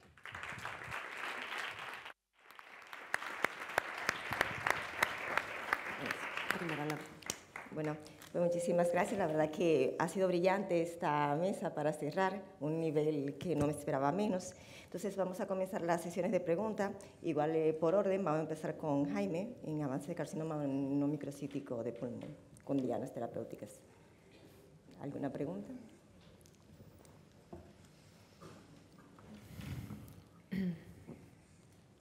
Bueno, yo tengo muchas preguntas realmente. Mira, Jaime, varias cosas. Cuando mostraba tu primera presentación, decías que le hacías a los pacientes las mutaciones más frecuentes, FR, ALK, y que la NGS la usabas luego si no tenías nada de estos. Bueno, a PDL1 también la hacen a todos por inmunistoquímica. ¿Y no te parece que debería ser al revés? Porque igual hay un tiempo precioso que realmente perdemos y luego hay mutaciones, por ejemplo, en red que tienen una tasa de respuestas espectaculares. Totalmente de acuerdo. A ver, es lo que se comentaba también en la sesión plenaria, la coste-efectividad de hacer NGS de entrada aporta primero también tiempo diagnóstico, el tiempo que tardas en hacer un NGS es más corto que ir haciendo determinaciones individuales. Es verdad que es más caro, pero que aporta años de calidad de vida y bueno, yo creo que es a lo que hay que tender. Tenemos 5 biomarcadores nuevos con tratamientos dirigidos eficaces y que están pendientes de aprobarse, de financiarse, espero que en no muchos meses. Y obviamente hacer NGS entra, yo creo que es a lo que tendemos y que se hará de aquí a... Espero que poco. No sé ya si en algún centro de Castilla y León se está haciendo NGS de entrada, quizá en algún ensayo clínico, ¿no? Incluyendo pacientes en ensayos clínicos igual. Bueno, no sé si se ha hablado en este foro ya. Nosotros sí que estamos haciendo NGS. NGS de entrada. Sí. Mira qué suerte. Yo creo que en León también, ¿verdad? Y nosotros Salamanca. hemos empezado, lo que pasa es que estamos ahí lidiando con los tiempos. ¿Y por qué tarda mucho? Porque, claro, estamos viendo que estamos tardando más en tener los resultados de lo que tardábamos. Digo, EGFR, ALK, ROS, que los teníamos pues más o menos en 7-8 días. Y claro, ahora al poner en marcha la NGS, pues bueno, hasta que haya un rodaje, yo supongo que luego será mejorable, pero claro. Ahora sí que estábamos viendo que estaba tardando más. Entonces tienes el PDL1, pero no tienes lo molecular. Entonces, es una curva administrativa, probablemente. Ahí ¿no? es una cuestión de rodajes que han empezado ahora hace poquito. Pues nosotros os lo enviamos allí, o sea que los incluimos en vuestro lote. Los de Ávila van para... Están ahí rodando. Y para la progresión, por ejemplo, en colon, en Estados Unidos se está haciendo mucho la biopsia líquida en la progresión. Yo creo que en pulmón es una de las patologías que también lo vamos a hacer, porque en el sueño ideal sería tener una progresión biomolecular anticipada a la progresión clínica. Yo creo que hacia dónde debemos seguir. Entonces, tú planteas en un futuro no muy lejano, además de la progresión, que sea no solamente en biopsia sólida, sino también líquida, y a la progresión hacer NGS. A ver, entiendo que, por ejemplo, en el GFR sí que se hace, vamos, claro. y se está viendo que hay muchas formas de resistencia a inhibidores de TKI, sobre todo de primera y segunda y también de tercera, con lo que comentaba de amplificación MET, inhibición de CARRAS, SER2, o sea, vemos muchas cosas. Entonces, pues probablemente en un futuro también se haga, porque todo se va desarrollando y así como en GFR ya estamos viendo claro que hay muchos mecanismos de resistencia, pues seguro que en ALK, seguro que en el ROS1 y demás iremos viendo nuevos mecanismos para los que tengamos fármacos disponibles o que se vayan generando nuevos fármacos. Es el futuro, vamos. A mí que te han dado un tema que pues, se puede pasar un día entero hablando contigo solamente, por uno de nosotros. Es que con Diana hay mucho. Otra cosa importante, cuando hablabas de las mutaciones en el exón 19, que usábamos de primera línea o simertinib, a la progresión, no comentaste de la adición de la inmunoterapia, más sin embargo sí en el exón 20. A ver, lo que tenemos con las mutaciones frecuentes, se ha comentado algo, el Empower 150, ¿no? El carbotaxol beva atezo, que es superior a carbotaxol beva. Luego se ha comentado también en otra charla que he oído antes el estudio Orient que se ha presentado en ESMO de un anti-PD1 no me sale el nombre, sincilimab o algo similar, donde también parece que hay eficacia de la inmunoterapia. En segunda línea, la progresión bueno, parece que sí que hay beneficio, vamos. Yo tenía una pregunta. Lo primero, pues eso, agradeceros a todos la calidad de las exposiciones y en concreto quería felicitarte también a ti porque meter en 20 minutos todo lo que has metido, tela. Y me ha llamado la atención, que es algo que todos sabemos, que todos concluyan en todos los estudios y en todas las alteraciones, concluyas aprobado EMA, pendiente de resolución de financiación en España. Y la base de que todos estén así son estudios, porque la mayoría son fase aprobaciones basados en estudios fases 2, que hasta ahora los oncólogos no nos creíamos. O sea, y nos ha cambiado la cabeza de repente. Hombre, necesitamos un fase 3 que nos confirmen los resultados de esos fases 2. Sí, yo también me lo he planteado bastantes veces. Y, hombre, la tasa de respuestas es altísima con los fases 2. ¿Pero cuántas fases 2 se nos han caído con tasas de respuestas altísimas cuando han llegado a la fase 3? En otro contexto, sí. No hablo en esto. No sé hasta qué punto será el porcentaje también es pequeño de pacientes. O sea, que el porcentaje de mutaciones es pequeñito y tendrán que ser ensayos internacionales y no sé el tiempo que costaría alcanzar el número de pacientes necesario. Pero bueno, en pocas patologías vemos tasas de respuesta tan brutales, el 70-80% en algunos fármacos que dices, pues bueno, pues aprueba. Y luego esas tasas de respuestas que vemos, las vemos también en segunda línea. Sí.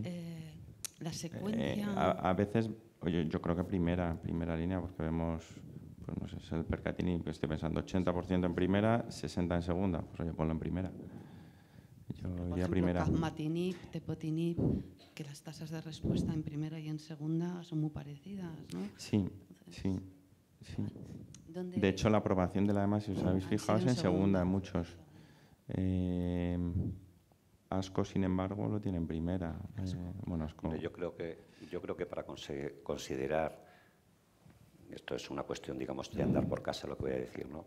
Pero para considerar un fármaco diana y un driver, y una mutación driver, tienes que conseguir al menos un 60% de respuestas objetivas. Si esto lo consigues en un fase 2, creo que no necesitas un fase 3, porque el comparativo normalmente va a estar en un 20%. El G12C, evidentemente, es enormemente complejo. Yo creo que el CARRAS todavía está lejos. CARRAS es una vía, gobierna una vía muy complicada, interior, digamos, ya no es un receptor, y hay que darle esta oportunidad. Y, por otra parte, cuando lees los estudios desde el punto de vista molecular, como pasa también con la inserción del 20, desde un punto de vista molecular es complejísimo meter en ese bucle, y esto es uno de los problemas que fundamentalmente tiene, que es un problema casi físico. Entonces, bueno, quizá igual no se consiga, o quizás sí, con la nanotecnología y cosas de estas, ¿no? Pero yo creo que hoy por hoy, de acuerdo a los datos, y esto, como digo, no hay un estudio que yo pueda referir, sino simplemente es mi percepción para considerar, y todo en base pues, a lo que ha sucedido con ALK y EGFR, una diana es diana si obtiene al menos un 60% de respuestas objetivas y unas medianas de supervivencia de al menos 8 meses. Los que están por debajo, evidentemente, puede cuestionarse este tema, pero estamos en enfermedades casi huérfanas. Y esto quizá hace que aceleren las aprobaciones. ¿Alguna otra pregunta para él? Aquí. Entonces vamos a pasar con Lorena, que la verdad que da mucho gusto, porque cada vez que alguien tiene un mesotelioma, yo creo que todos vamos a estudiar un poquito, que no, la verdad, con muy poquita frecuencia en la consulta. ¿Alguna pregunta para Lorena? Yo creo que después de tanto, fueron muy claros, es cierto. En el mesotelioma llama mucho la atención el cruce de las dos curvas, sin lugar a duda. Yo creo que... La supervivencia libre de progresión. Sí, realmente. Entonces, hay un planteamiento ahí de las combinaciones de si el futuro de inmunoterapia con quimioterapia y luego si a todos de inicio inmuno. Claro, sí que es verdad eso, que al principio sí que se ve que hay unos pacientes como que caen con la inmuno, ¿no? Que también vemos gráficas así en cáncer de pulmón, aunque luego es verdad que los que ya responden, pues claro, la curva luego al final siempre va por encima que la de la quimio. Entonces quizá una estrategia podría ser eso, ¿no? El combinar la quimioterapia con la inmuno. Y yo creo que por ahí va un poquito una de las últimas diapositivas que ponía de combinar platino PM3-ET junto con la inmunoterapia, en este caso es durvalumab, bueno, que es el estudio que está en marcha, el fase 3, quizá intentando que no perdamos a ese comienzo de la curva, esos pacientes que pues no llegan a responder a la inmuno y que luego se pudieran beneficiar de ser los que mantienen la respuesta, largos respondedores con la inmunoterapia, entonces efecto, digamos, ahí rápido de la quimio inicial no perderlos y luego mantenerlos con la inmuno. Yo creo que eso es muy interesante porque es verdad que en otras patologías sí que estamos viendo que el mantenimiento con la inmuno pues es una estrategia que está dando resultados y es verdad que ahora mismo en mesotelioma lo que tenemos es eso, ¿no? Quimio-inmuno, pero no sabemos si combinarlo pudiera ser mejor todavía que hacer la estrategia por separado. Creo que es y después de revisar un poquito así el tema como lo has hecho en profundidad, el valor de la histología, porque volvemos otra vez a la histología. Claro. ¿Qué opinas? A ver, yo creo que ahí lo que ocurre es eso, que el no epitelioide tiene claramente un peor pronóstico, ¿no? Eso lo sabemos de siempre. Entonces, claro, es verdad que ahí la quimioterapia como que no es tan eficaz como en el epitelioide, ¿no? Claro, ahora mismo es verdad que habrá que ver en nuestro país lo que podemos hacer, ¿no? Porque luego esa es la siguiente parte. Una cosa es la teoría y otra cosa lo que nos dejen hacer. No sé si al final lo tendremos disponible financiado. Mientras tanto, pues claro, yo creo que en no epitelioide claramente la inmuno va mejor que la quimio. Y a ver, en epitelioide pues no me incomodaría tanto tener que usar quimio porque es verdad que la diferencia no es tan llamativa. Pero pensando un poco a futuro, que esos pacientes ojalá los pueda llegar a tratar en una segunda línea y demás, a mí lo que me gustaría es poderles poner ipi-nivo en primera para luego, si me progresan, poderles poner el platino PM3-ET, incluso a lo mejor en algunos se puede beneficiar del PM3-ET de mantenimiento, que es verdad que no tenemos datos sólidos de beneficio en supervivencia global, pero bueno, yo creo que todos en la consulta hemos tenido algún paciente que no te atreves a quitarle la quimio y ha tirado ahí meses. Entonces, bueno, yo creo que eso, que ahora no tenemos respuesta. En el no epitelioide yo creo que está más claro y en el epitelioide pues seguramente sea por eso, porque son pacientes que a lo mejor sí que responden mejor a la quimio y por eso el beneficio no está tan claro. También es verdad que es un análisis por subgrupos, quiero decir que esto tiene la limitación que tiene y que, bueno, pues yo creo que tampoco podemos establecer un dogma a partir de ahí, ¿no? Pero yo digo que como no es la primera vez que luego las aprobaciones vienen condicionadas por análisis por subgrupos, como hemos visto en la enfermedad, por ejemplo, irresecable de cáncer de pulmón no microcítico, pues habrá que ver al final lo que tenemos disponible, ¿no? Sí, bueno, quizá que hago yo preguntando, ¿no? En una mesa de torácicos. Bueno, aprovecho para felicitaros porque ha sido realmente brillante, pero como todos, y aprovechando tu revisión, y a propósito de mi caso que a veces llevamos, ¿no? Pues a veces los peritoneales, que es un escenario, ¿no? Que por analogía tratamos porque los estudios son todavía mucho más carentes.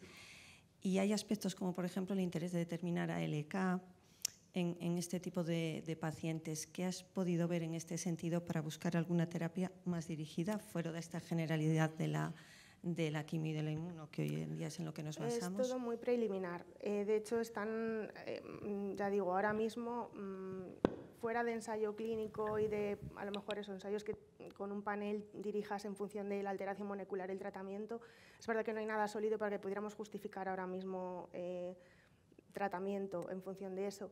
Hay, de hecho, mucho interés en ver si hay ciertas firmas genéticas o moleculares que pueden ayudar a definir qué pacientes se benefician más o menos, como todo, ¿no? Y por ejemplo, ahí se ha intentado ver si hay una firma, por ejemplo, de 4 genes que son de fenotipo inflamatorio que pudieran hacer que fueran como un valor predictivo para saber los que responden a inmuno.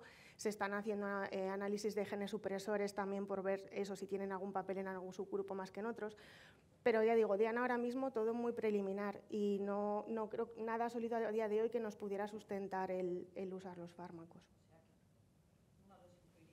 Igual en potenciales candidatos a secuenciaciones para encontrar algo, ¿no? Ahora mismo no. Ahora mismo la verdad es que creo que tendría poca rentabilidad. Gracias. Hola. Bueno, felicidades a la mesa y un poco lo mismo que Ana, que hemos levantado la mano las dos a la vez, las dos de digestivo y que hacemos en una mesa de pulmón, ¿no? Bueno, Lorena ya me conoce porque lo he hablado muchas veces con ella. Todos estos datos de inmuno tan buenos y tan prometedores en mesotelioma es mesotelioma pleural. ¿Qué hacemos con los peritoneales? Si se supone que tienen los mismos factores de riesgo, que se pueden comportar igual, ¿los vamos a tratar igual? Pues a ver, es verdad que el estudio de primera línea es exclusivamente mesotelioma pleural. El de segunda línea, por ejemplo, de Nivo sí que incluye peritoneales, pero es un porcentaje muy bajito, era menor de un 10%, no recuerdo si en torno al 5% o así. Entonces, claro, es verdad que hay muy poquita cosa ahí. Hombre, ante no tener nada, pues yo creo que se podría intentar, ¿no? Porque es verdad que luego la base molecular sí que parece muy similar en las dos enfermedades. Entonces, pues seguramente sería una opción a plantear, ¿no? Pues, por ejemplo, ahora en segunda línea se lo has tratado con un doblete de platino. Pero es cierto que sí, claro, que cuando vas a hacer la solicitud de uso especial a farmacia, pues, por ejemplo, en primera línea es que es claramente mesotelioma pleural. Ahí no hay ninguno que sea peritoneal. En segunda línea tienes el resquicio de que sí que han incluido, aunque sea un porcentaje bajito. Pues hombre, es sencillo, porque ponéis mesotelioma P y ya está. Pero una cosa, ¿sabes qué? Yo no creo que va a haber nunca ese estudio, porque por toxicidades no va a ser posible, porque tenemos los buenos resultados con IPI, o bueno, de IPI y Nivo, pero luego la combinación con quimio la hacemos con Durva. Siempre uno se va a quedar con esa sensación de que quizás lo más óptimo que utilizamos con inmunoterapia no lo vamos a utilizar como hicimos la cuádrupleta en pulmón. Entonces es algo que el mesotelioma siempre va a quedar con ese... Claro, supongo, bueno, en el futuro vendrán más estudios, supongo. Es verdad que ahora el paso se dio porque hay un estudio fase 2 que, en mesotelioma pretratado que incluía una rama solo con Nivo y la otra rama con Nivo-IPI. Parece que la seguridad pues, era aceptable y, bueno, aunque eran un poquito mejores los resultados, tampoco abismalmente diferentes en pretratados. Pero, bueno, un poco ahí, yo creo que buscando ese impulso del fase 2 y que luego lo que sabemos de otras patologías, pues se intentó llegar a la primera línea. Pues lo mismo, tampoco sé si IPI-Nivo más la quimioterapia podría ser soportable en estos pacientes con medianas de edad de 70 años, como hemos visto, muchas veces con morbilidad.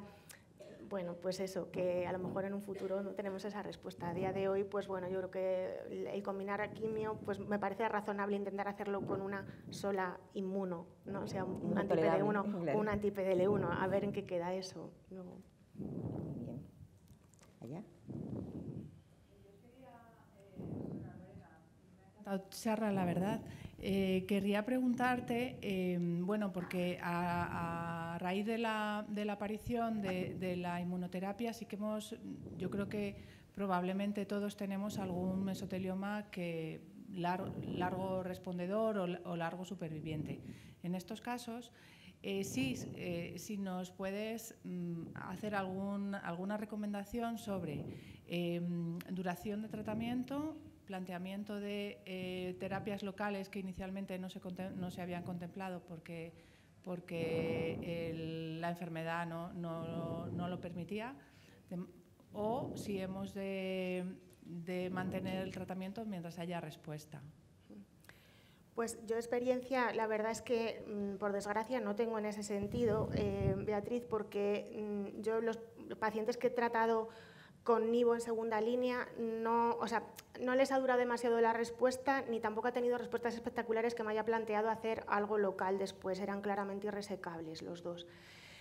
Yo creo que en estos pacientes individualizar totalmente, o sea, date cuenta que estamos hablando de eso, yo ahora tengo 2 pacientes en tratamiento, o sea, ¿qué conclusiones saco por mí misma? Pues bueno, me lo estudio, como decís, y luego pues intuitivamente lo que haces también en otras patologías y demás, que me parecía razonable en un paciente con buen ECOG que te hace muy buena respuesta a plantear si se puede hacer algo más, pero también es verdad que esto no es cáncer de pulmón, ¿vale? Y que las técnicas quirúrgicas, aparte de gran morbilidad, tampoco tienen un claro beneficio en supervivencia. Entonces, bueno, pues hombre, si tuvieras un paciente que te hace muy buena respuesta a un IVO-IPI, por ejemplo, y que lo que le queda es una cosa muy localizada pleural, por supuesto que puedes plantear que el cirujano torácico lo opere, pero yo creo que eso individualizando, porque es verdad que no hay ningún estudio ahora mismo en ese contexto, y lo que tenemos de la enfermedad, digamos, localizada resecable es todo con quimioterapia, con cisplatino pemetrexed, que sí que hay estudios, eso, pues que hacen neoadyuvancia con cispemetrexed, y luego después hacen la cirugía y a veces incluso completan con radioterapia, lo del tratamiento multimodal que os ponía ahí en la introducción. Pero yo creo que al final es eso, individualizar, ¿no? Y que ojalá nos veamos en esa situación de que nos respondieran también a la inmuno, que pudiéramos plantear rescate con otro tipo de tratamiento. Pero la verdad es que ahora mismo experiencia cero en eso tengo yo.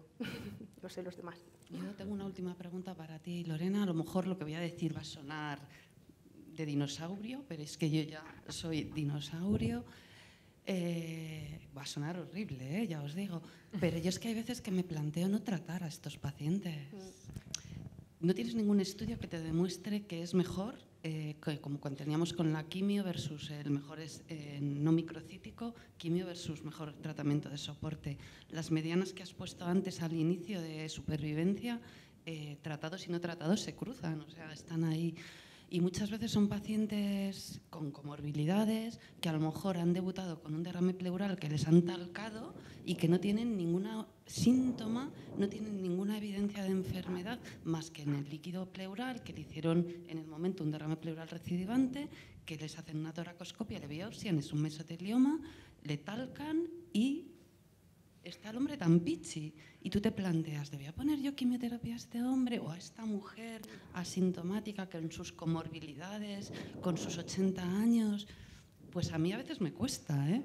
O sea, y a veces no les trato, les decía antes. Claro, a ver, yo creo que ahí es que, a ver, la medicina sabemos que no son matemáticas y es que, lógicamente, depende del paciente que tengas delante y el objetivo del tratamiento, lógicamente. Si la paciente está asintomática con las medidas paliativas de control del derrame y esperas, no va a ser candidata a ponerle un cisplatino, le vas a poner al final una monoterapia que no sabes muy bien el beneficio de esa monoterapia, hombre, pues por supuesto, yo lo que tenemos pacientes, es que es verdad, los ensayos clínicos son pacientes ECOG 0,1, en la consulta muchas veces tenemos pacientes con un ECOG 2 o 3 y el beneficio ahí pues no lo tenemos claro. Entonces yo creo que lógicamente no quiere decir que haya que tratar a todos los pacientes, no, ni mucho menos todos los pacientes que vayamos a tener ahora que entren por la puerta van a ser candidatos a IPI-NIVO, igual que no logran un cisplatino pemetrexed. Quiero decir, esto es bueno, pues lo que nos alienta que tenemos otra alternativa, pero que lógicamente no es para todos. Lo que digo no suena muy fácil. No, es razonable, a mí me parece que es razonable, quiero decir. Es que esos pacientes los tenemos en la consulta, claro que sí, o sea, no son todos. Son el 40% de los pacientes que ves en consulta, que no cumplen los criterios de ensayo. Entonces, yo creo que yo estaba recordando un artículo que leí pues, cuando era residente, que me pareció siempre muy importante, sobre todo no se me ha olvidado, y son sobre las excelencias del no tratamiento. Entonces, creo que nunca he creído en las excelencias del no tratamiento, ¿verdad? Un enfermo te viene a la consulta, tiene un cáncer, te lo han enviado, y dice, mire, lo mejor que le puede pasar a usted es no tratarle. Y el enfermo dice, joder, qué suerte, ¿no? O sea, igual no tengo nada. Bien, yo creo que con estos datos, y no solo con estos, sino con el platino pemetrexed, con platino gencitabina, mesotelioma, no digo cuándo hay que tratarlo, pero se debe tratar. Asintomático. Siempre. el paciente está asintomático, 80 añines. Yo no digo cuándo se debe tratar siempre.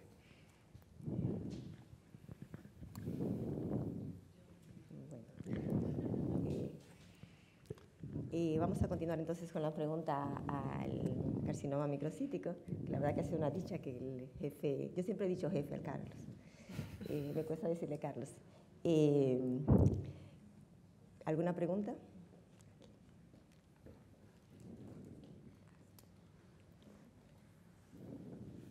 Bueno, yo te quería hacer una pregunta. Yo sé que la radioterapia de consolidación pulmonar pues, está totalmente controvertida, pero viendo los resultados que tenemos con inmunoterapia, esos pacientes que pueden ser largos supervivientes, ¿no echas de menos algún estudio que nos pueda ayudar a seleccionar mejor al paciente, ayudar a tener una mejor calidad de vida y a aumentar ese plató que se puede lograr con la inmunoterapia?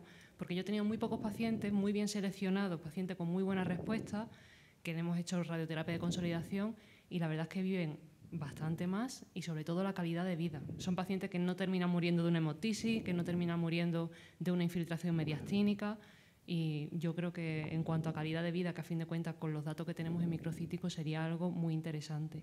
No sé qué opina de eso. Sí, bueno, yo creo que está dentro de los pasos dados y no perdidos que he puesto ahí, que lo he pasado muy rápido en la enfermedad extensa. Creo que la radioterapia de consolidación que tú le llamas, es decir, la radioterapia en la enfermedad extensa, siempre que tienes una respuesta objetiva, es decir, siempre que tienes un buen control sobre todo la enfermedad metastásica, evidentemente creo que forma parte de la enfermedad oligoprogresiva, por decir de una manera, digamos, sí, lejana. Pero los estudios de quimioinmuno es que decían específicamente que no podían recibir radioterapia de consolidación. Por eso digo tu opinión acerca de pero yo esto, creo que a lo mejor tiramos hacia arriba un poquito más esa curva. Yo creo que eso, lo que dice que, bueno, yo creo que eso no cuestiona, eso no está hecho para cuestionar, digamos, la radioterapia torácica, que puede seguir cuestionada.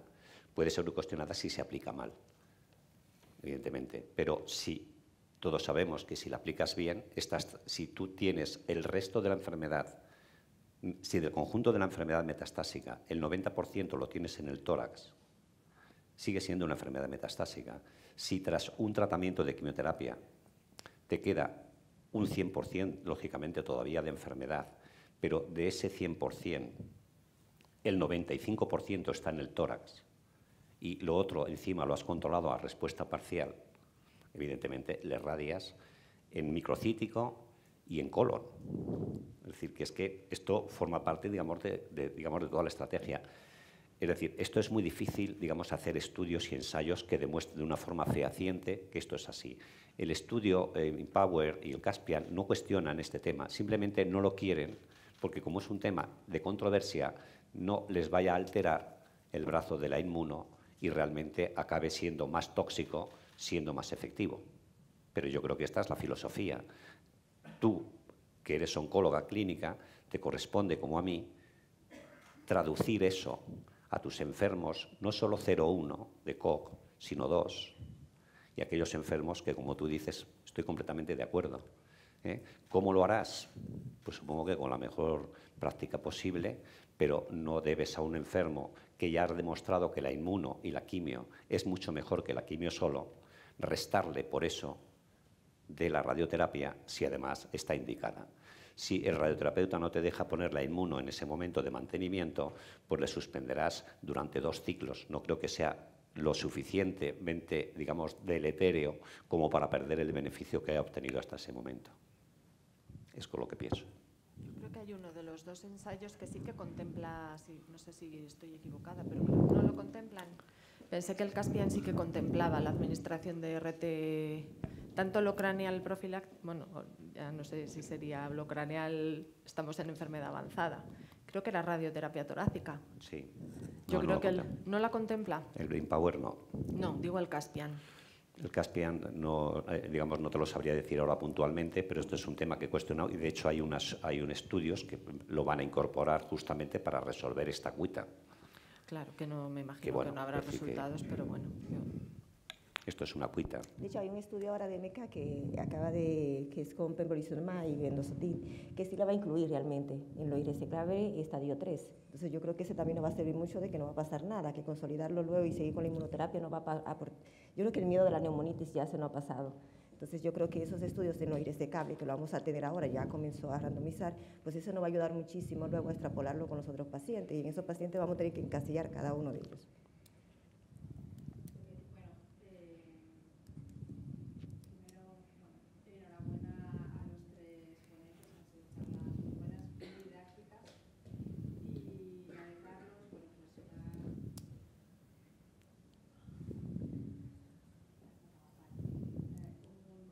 Un repaso, la verdad es que muy bueno de toda la evolución del cáncer microcítico, que hemos vivido nosotros esas épocas también. Y quería preguntarte, según tu repaso a los hitos que ha ido habiendo, ¿cuál va a ser el siguiente? Porque hemos ido mejorando poquito a poco y vamos cada 20, 30, 40 años consiguiendo un beneficio. ¿Cuál va a ser el siguiente? ¿Por qué vía de la inmuno o de cuál piensas tú que podemos avanzar? Y en segundo lugar, si hay también datos, lo has esbozado tú, en enfermedad localizada no extendida tras quimio, radioterapia convencional, consolidar con inmunoterapia. Bueno, pues en principio, digamos, voy a discrepar de ti en la palabra hitos. Cuando yo hice la diapositiva iba a poner pasos, me hubiera recordado a Marcel Proust para poner pasos perdidos. No, no han sido pasos perdidos, han sido importantes, pero hitos no. Es decir, la discreción de resultados que ha obtenido el célula pequeña de pulmón hacen de él una enfermedad, digamos, que, como he dicho, es una estirpe a proteger, incluso con la inmunoterapia. Creo que estamos en comienzo de la adolescencia, porque estamos ante un tumor que seguramente nos va a enseñar mucho desde el punto de vista molecular. O sea, cuando he tenido la fortuna de estudiar y de leer estudios enormemente complicados, que creo son de estos estudios que te pueden llevar toda una tarde, y al final dices, no sé si he entendido esto o lo contrario, pero tú tienes la sensación de que entiendes. Es que como cuando vas y escuchas hablar en inglés, sabes poquito y crees que has entendido algo, ¿no? Pero lo cierto es que después de la charla sabes un poquito más de inglés y de este caso también algo más de molecular, ¿no? Creo que es, desde mi punto de vista, el paradigma de la enfermedad, digamos, con mayores recursos de resistencia que hay en la oncología. Por tanto, desde este punto de vista, tengo claras dos cosas. Estamos lejos de esos hitos que tú dices. Creo que habrá pasos, pero no hitos todavía, pero les habrá. No sé si habrá que esperar 40 años, espero que no. Yo, en cualquier caso, no lo conoceré. Pero creo que va a dar un nivel de información desde el punto de vista del conocimiento, de la biología molecular del cáncer, a través de un cáncer enormemente complicado. Y esto hace que sea tan resistente y que sea tan, digamos, delicuescente, porque es que realmente es como que cogieras una anguila y se te escapa constantemente, que va a repercutir seguramente en el conocimiento y en la tecnología y en la metodología de muchos otros tumores. Al final también él se beneficiará. Pero hasta que no superemos esto, porque creo que es el paradigma del cáncer resistente, no siéndolo de inicio,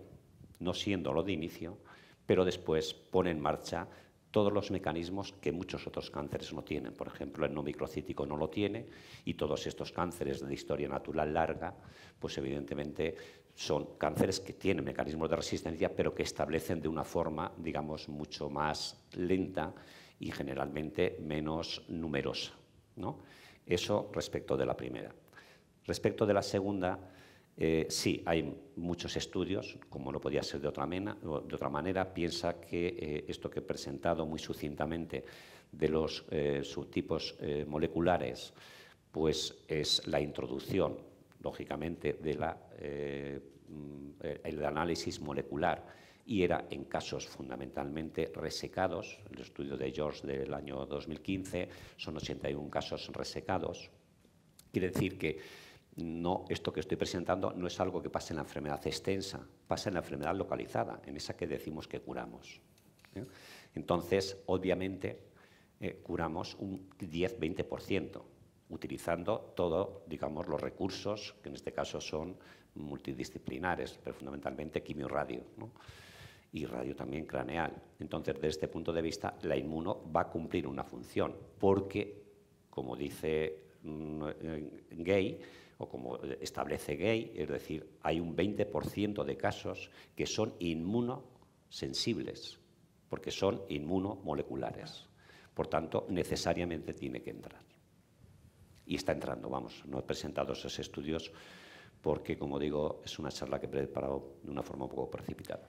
Y comentabas que todos estos estudios que has presentado de los subtipos moleculares, realmente decías, está debajo del genoma. Esos son estudios pues, que requieren una tecnología. Antes hablábamos de la NGS, pero aquí estamos hablando pues, de una tecnología mucho más avanzada. No sé si eso vamos a poder, no digo a corto plazo, pero a medio plazo, simplificarlo. Sé que hay algún dato de que esos analizar esos subtipos moleculares según la expresión de proteínas, igual facilitarlo por inmunohistoquímica, o si realmente eso a medio plazo nos va a ayudar a poder seleccionar a pacientes candidatos para inmuno o a seleccionar diferentes tratamientos en función del perfil molecular que tenga la enfermedad. Bueno, yo creo que todavía eso va a llegar, pero quería decir el tema. Es decir, desde un punto de vista conceptual, tal como yo lo entiendo, es que la secuenciación en la célula pequeña de pulmón detecta muchísimas mutaciones, pero creo que son mutaciones espectadoras. Son mutaciones que están ahí, como pasa en todos los cánceres, que tienen mucha efervescencia, digamos, molecular. Por otra parte, si te falla el P53, si te falla el gen del retinoblastoma y después encima, por si acaso, digamos, se regenera el ciclo celular, digamos, el MIC te dice, bueno, pues ahora más todavía, automáticamente tienes un desorden de tal nivel que evidentemente no hay maquinaria reparadora de ADN que sea capaz de resolver eso, que por otra parte también está, digamos, averiada en muchos casos. Por eso los inhibidores de PAR funcionan en algunos casos de estos, ¿no? Detectar esto, que son, de alguna manera, no son genes, son vías. Y cuando hablo de vías es que hablo de una red. Y una red es un mundo de absoluto escape. O sea, tiene sus funciones, seguramente, de economía para la célula, pero obviamente la célula maligna la está utilizando como vías de escape. Por tanto, es una enfermedad que tiene 1000 recursos si les pone en marcha para ser resistente. Bien, desde un punto de vista, digamos, tecnológico, yo he puesto ahí lo que creo personalmente. Esto no lo he escrito, no lo he visto en ningún sitio, pero yo lo creo que es así. O sea, hay que hacer paneles genómicos, transcriptómicos, proteómicos e inmunogénicos. ¿Cómo lo podemos esto simplificar? Porque entonces estaríamos lejísimos. Esos factores de transcripción que he puesto ahí, los 4, hay más. No todo el mundo clasifica como yo he presentado aquí, pero esto es de alguna manera lo más canónico. Eso se está detectando por inmunohistoquímica. Podría haber presentado las imágenes de las tinciones que hacen los patólogos, ¿no? Es decir, que de alguna manera es muy sencillo, pero es muy sencillo descubrir una situación. Después el tema es, digamos, entrar en la esencia de esa complicación. Entonces, claro, el que tú no tengas drivers, y no digo drivers en el sentido de no tengas oncogenes, que les hay, pero no es lo dominante, que lo que dominen son genes supresores. Hablar de un gen supresor es, pues, como si tú entras en un colegio y hay dos circunstancias, que es que hay un niño que da muchísima guerra y entonces, bueno, pues al final, entre el padre, el profesor y eso, al niño lo pondrán en su sitio y si no lo sacan al pasillo, ¿no? Lo malo es si se va el profesor, que es el que mantiene regulado la clase. Cuando entras allí, aquello es un grigae que pa' qué, ¿no? Es decir, niños normales que lógicamente ante la falta del profesor dijan recreo, por tanto hay jaleo y aquello no es un colegio, ¿no? Este es el gen supresor cuando lo quitas, por eso es regulador. Entonces estamos ante genes fundamentalmente supresores. Por tanto, y después genes que no tienen alteración, muchos de ellos mutacional de ningún tipo. Simplemente el factor de transcripción le hace que actúe más o actúe menos, o que no actúe. Entonces tienes que ir buscando las consecuencias.